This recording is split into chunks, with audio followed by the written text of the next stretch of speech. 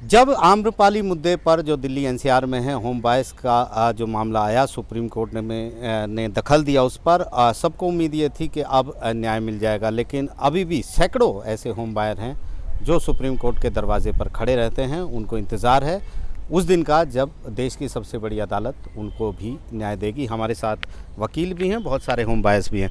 आप बताइए क्या मांग लेकर आप पहुँचे supreme court?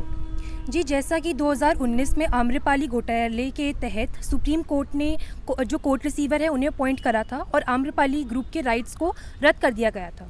Are Venkata Ramani जी को कोर्ट रिसीवर अपॉइंट करा गया था और उन्हें जिम्मेदारी दी गई थी कि वो जो होम बायर्स हैं उनके फ्लैट्स को जो है उन्हें अच्छे से प्रॉपरली टाइमली बेसिस पे उन्हें अलॉट कर सकें।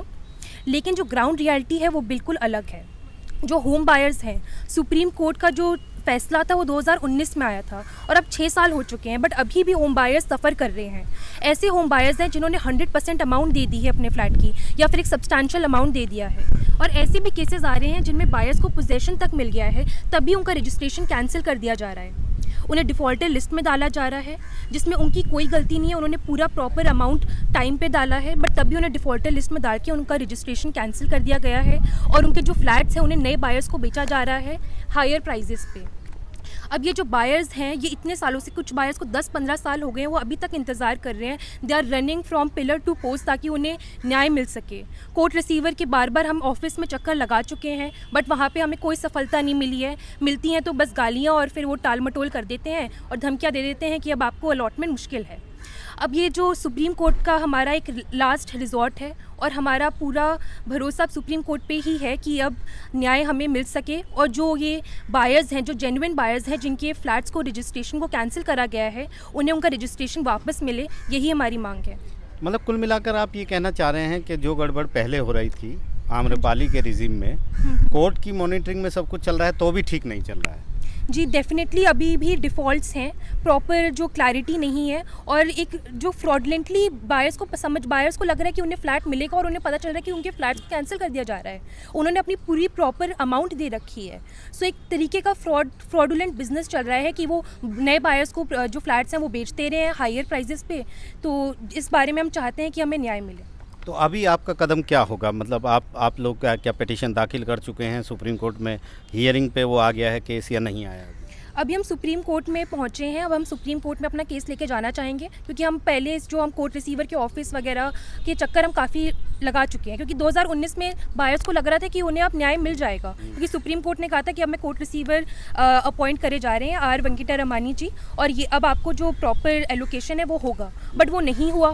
तो हम बायर्स जो है अभी तक वेट कर रहे थे कि चलिए कोर्ट रिसीवर को पैसे देंगे, कोर्ट रिसीवर के चक्कर लगाएंगे, बट कोई जस्टिस नहीं मिल रहा है। इसलिए अब हम फिर से सुप्रीम कोर्ट जाना चाहते हैं ताकि ये जो भी फ्रॉडुलेंट चीज़ें हैं ये सामने आए और जस्टिस मिल सके।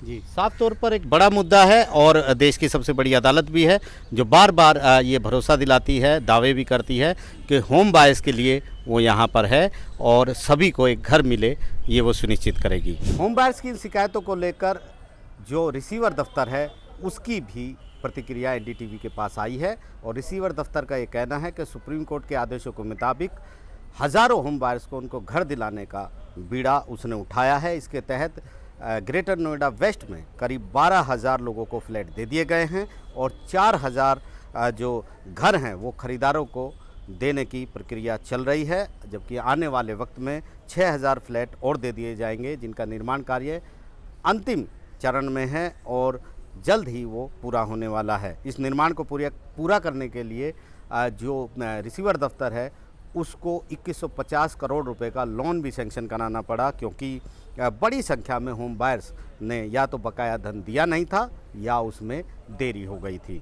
रिसीवर दफ्तर का ये भी कहना है कि इस बड़ी कवायद में कुछ प्रैक्टिकल दिक्कतें भी आ रही हैं, जैसे बहुत सारे लोगों ने वक्त पर जो पोर्टल जो बनाया गया था उस पर रजिस्ट्रेशन नहीं किया, ना ही बकाया अपनी रकम चुकाई।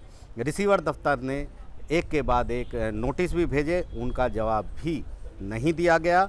माननीय सुप्रीम कोर्ट ने जो आदेश दिया था कि 2021 अगस्त से जो डिफ़ाल्टर हैं वो अपने घर का रजिस्ट्रेशन कराएं, वो भी घर का रजिस्ट्रेशन पोर्टल पर नहीं करा रहे थे, उनको एक अंतिम अवसर दिया गया और इसके बाद फ्लैट को बेचने का आदेश जारी हुआ उनके और फिर ये कार्रवाई की गई जो सुप्रीम कोर्ट के आदेश के मुताबिक थी। कई होम बायर्स पोर्टल पर तय समय में सूचना नहीं दे पाए और भुगतान की सूचना भी उन्होंने नहीं दी और फाइनल नोटिस देने के बाद उनके घर बिक चुके हैं, यानी कोई और खरीदार उसे खरीद चुके हैं, या तय समय में घर की कीमत पूरी या जो जमा नहीं उन्होंने करवाई, इससे वो डिफ़ॉल्ट में आ गए हैं।